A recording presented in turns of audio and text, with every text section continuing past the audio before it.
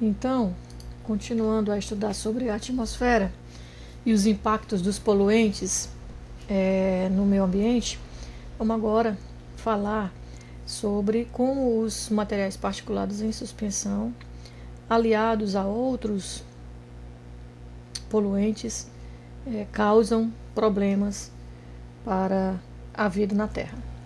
Vamos começar a falar sobre o smog fotoquímico, ou simplesmente smog, tá?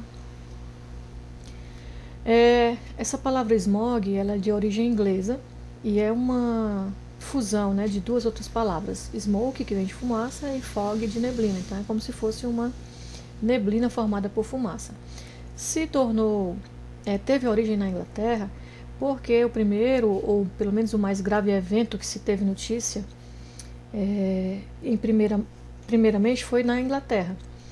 Inclusive tem uma série na Netflix, The Crown, que fala, num dos capítulos, fala exatamente desse evento. Morreram mais de 5.000 pessoas por conta esse período em que a poluição simplesmente não se espalhava, não saía, né? Ficou acumulada na atmosfera e na troposfera, e as pessoas respiravam aquilo e morriam, tá? Tiveram vários problemas, tá? Ela, na realidade, é a fumaça da poluição que se acumula na atmosfera de grandes centros urbanos, especialmente, tá?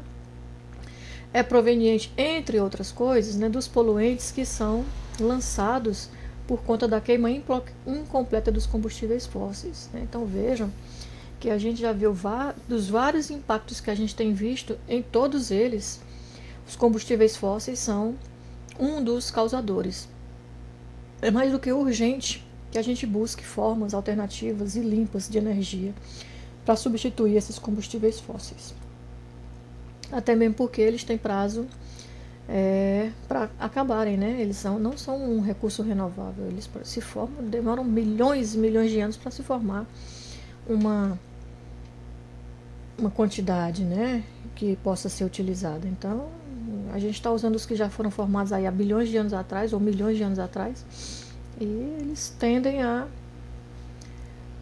ser finitos, né? Então, temos que já procurar realmente alternativas, não só pela questão de preservar o meio ambiente, de preservar a saúde das espécies que vivem no planeta, como também de conseguir, né, manter a sociedade que a gente tem, que é totalmente dependente de energia. Então, ele se acabando, a gente fica em maus lençóis. Os primeiros sinais, né? Então, foi lá, durante os anos 50, em Londres, tá? Eles usaram essa palavra para descrever o nevoeiro que envolvia Londres e que não dava trégua, tá? Essas misturas letais mataram 600 pessoas em 1948, 3.000 pessoas em 1952, mais 1.000 em 1956, mais 750 em 62. Então, foram períodos em que foi justamente ali, por perto da Segunda Guerra Mundial, e quando as indústrias tiveram um grande avanço, né, principalmente para produzir ligas metálicas, né, e produtos bélicos, desenvolver equipamentos a partir das tecnologias que foram desenvolvidas durante a Segunda Guerra. Então, as indústrias, lançando muita poluição, acabaram formando os primeiros eventos que se conhece de smog no planeta. Aqui é uma foto só para ilustrar, né? É lá em Los Angeles, não é em Londres, tá? Mas essa fumaça aqui, amarelada, né, meio marrom por causa dos óxidos de nitrogênio, e que fica aqui, pairando. Vejam que há acima dela, né, a atmosfera já está limpa, e ela fica pairando aqui sem conseguir se dissolver ou ser espalhada ou removida, e as pessoas, né, assim como os objetos, os edifícios, tudo, os animais, as plantas, ficam expostos a essa fumaça que é bem nociva. Então, o processo, como é que acontece, né? Ele se dá abrangendo um número indeterminado de reações, tá? Ainda não se consegue catalogar todas as reações exatamente que acontecem, mas sabe que é um número indeterminado e que elas ocorrem simultaneamente. A nossa atmosfera, né, o nosso planeta, é um reator, né, um reator químico gigantesco. A nossa atmosfera é altamente oxidante, porque 21% do, da, dos gases que a compõem é de oxigênio. Tá? E aí nas atmosferas urbanas especialmente, a grande quantidade de poluentes, especialmente óxido de nitrogênio e hidrocarbonetos, que vem da queima incompleta dos combustíveis fósseis, né? Assim como também das indústrias que usam esse tipo de energia para para se manter, né? Então, esses combustíveis, esses poluentes primários, né, os óxidos de nitrogênio lançados pelas os escapamentos dos carros, né, dos meios de transporte e pelas chamadas das indústrias, juntamente com os hidrocarbonetos, se juntam e aí vão sofrendo reações que vão gerar os poluentes secundários e outras reações entre eles, entre os primários e os secundários e os terciários, e assim vão. E esse número indeterminado de reações acaba formando aquela fumaça lá que a gente viu que paira especialmente sobre as zonas urbanas e que não consegue facilmente ser debelada. Então, ó, eles são os hidrocarbonetos, né, também chamados de COVs, né, outros compostos orgânicos voláteis, né, não só os hidrocarbonetos, mas outros eles. A gente encontra no ar urbano como resultado da evaporação de solventes, de combustíveis líquidos, né, da queima dos combustíveis fósseis, etc. Além disso, é importante a presença de luz solar. Tá? E a luz solar é uma coisa que a gente tem o tempo todo aqui, né? Porque a maioria das reações aumenta na presença da luz solar porque formam-se, né? Aumenta a concentração de radicais livres que são formados pela incidência de algumas radiações solares e aí vão fazendo com que haja esse número indeterminado de reações entre todos esses poluentes, chegando aos produtos finais. Os produtos finais são ozônio. E o ozônio, né? A princípio alguém pode achar que é legal, formou ozônio, mas o ozônio ele é benéfico lá na estratosfera, lá na camada de ozônio. Aqui na troposfera, ele é extremamente maléfico, porque o ozônio é um agente oxidante fortíssimo. Se a gente parar para pensar, ele inclusive é utilizado, por exemplo, em tratamento de água para matar, né, micro-organismos patogênicos. Então, se ele mata células, e nós somos feitos de células, eles também causam problemas, né, à saúde, mesmo dos animais pluricelulares. Tá?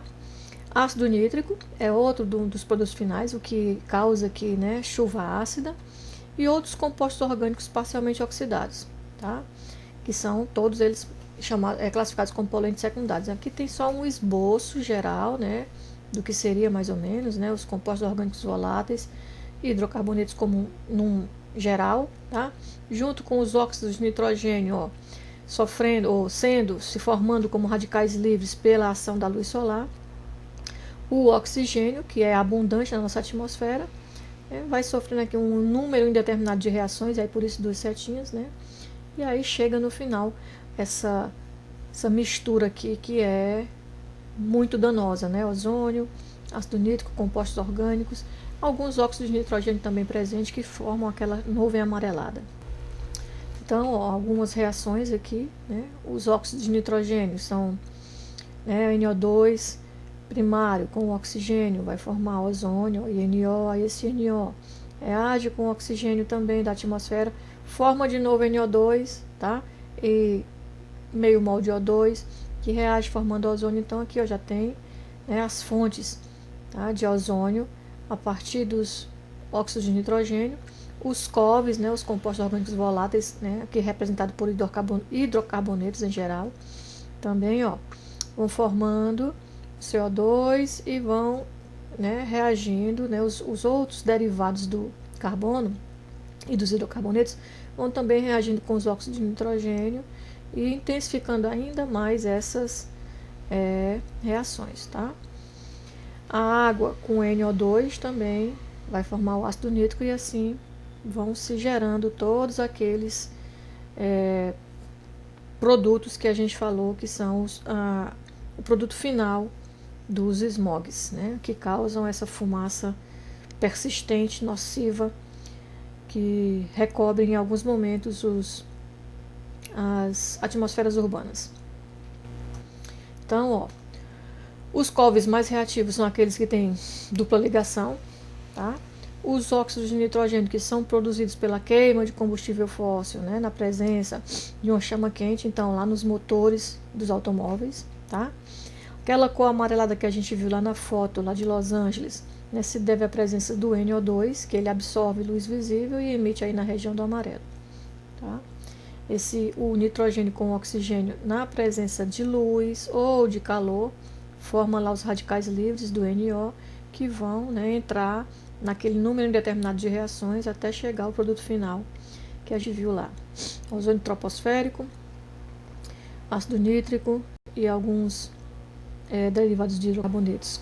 Tá? Então, quais são as condições ideais, né, para que se observe um evento de smog? Intenso tráfego de veículos, então, as regiões urbanas, né, tem muito isso. Temperaturas moderadamente elevadas, luminosidade solar abundante, pouco movimento relativo de massa de ar, tá? E é justamente por conta desse pouco movimento que os reagentes não são diluídos, não são espalhados, né? E a massa de ar fica fixa ali por algum tempo, tá? Aqui são algumas cidades onde a gente costuma ver eventos de smog, né? Los Angeles, Denver, México, Atenas, Tóquio, São Paulo, Roma. Se a gente parar para observar, a nossa cidade, Fortaleza, ela tem sim intenso tráfego de veículos, tem temperaturas moderadamente elevadas, tem uma boa luminosidade solar o ano inteiro. E por que ela não figura aqui, né? Ela não figura aqui porque nós ainda temos, né, um movimento relativo de massa de ar grande. Nossa cidade ainda é muito ventilada. Então isso ajuda a diluir, a espalhar esses reagentes, tá? Então, mas se a gente continuar construindo aquelas torres enormes ali na beira-mar, então vai começar a diminuir ainda mais o movimento de massa de ar dentro da cidade, especialmente ali para o centro. E aí daqui a alguns anos a gente vai começar também a ter alguns eventos de smog por aqui. Quais são os tipos de smog? A gente classifica basicamente smog urbano, o nome já está dizendo, né? Aquele que se dá especialmente em atmosferas urbanas, principalmente pela grande intensidade de tráfego, e a smog industrial, que são nos locais onde tem muita indústria, nos polos industriais, né? Aqui no nosso caso seria ali mais para o lado do Maracanã, onde tem a cidade industrial, tá? Esse aqui, os compostos, né, os poluentes nocivos, vêm justamente das chaminés das indústrias, e aí principalmente ao invés dos óxidos de nitrogênio, como é na smog urbana, a gente encontra como causa os óxidos de enxofre, tá? Assim como cinzas, fuligem, etc. Os principais efeitos são a formação de ozônio troposférico, que é extremamente prejudicial. O limite tolerado, né, para a gente é de 100 ppb. Um ar puro tem em torno de 30 ppb. Em eventos de smog, Los Angeles atingiu picos de até 680 ppb, quase 7 vezes mais do que o limite máximo. No ano de 1992, o México teve 400 ppb de ozônio, ou seja, 4 vezes mais que o limite tolerado, durante 310 dias do ano, ou seja, praticamente o ano todo, né? Se a gente pensar que o ano tem em torno de 360 dias. Eles só tiveram lá quase 2 meses, né, de folga, mas quase o ano todo. E lá, além da poluição pelo ozônio, que veio do smog fotoquímico, né, material particulado em suspensão, outros componentes do smog, até matéria fecal em suspensão, foi muito encontrado, né? Isso levou a mortes prematuras. Inclusive, foi aqui nesse ano e na cidade do México que surgiram os primeiros casos do que hoje a gente conhece como H1N1, né? Na época foi a gripe do porco, se eu não me engano, né? Justamente por conta desses processos aqui que traz grande nocividade à saúde de todos, né? Então, como que a gente reduz, né? Algumas cidades, né, tentaram diminuir a ocorrência, diminuindo a emissão de couves, regulando a emissão de compostos orgânicos voláteis, né? Mas isso não surgiu muito efeito porque, especialmente na smog urbana, o principal reagente, além dos hidrocarbonetos, são os óxidos de nitrogênio. Então tem que diminuir isso aqui. Uma das formas encontradas, que só minimizou, mas não eliminou, porque tem a indústria, foi o controle da emissão dos óxidos de nitrogênio nos automóveis, né? Então, utilizados conversores catalíticos para justamente tentar que os óxidos de nitrogênio não saíssem dos gases de escapação do motor para a atmosfera, né? Então, tem aqui um catalisador de ródio que transforma, né, os óxidos de nitrogênio e os hidrocarbonetos em simplesmente CO2 e água. Legal, porque já minimiza um pouco a questão dos poluentes primários que causam smog, mas está aqui, ó, jogando gases estufas na atmosfera, né? Então, o importante mesmo é que a gente procure formas de energias alternativas e limpas e meios de transporte também que não sejam dependentes dos combustíveis fósseis. Tá? No próximo vídeo a gente vai continuar falando de outros tipos de impactos ambientais causados pelos poluentes que nós, nas nossas atividades antrópicas, jogamos na atmosfera.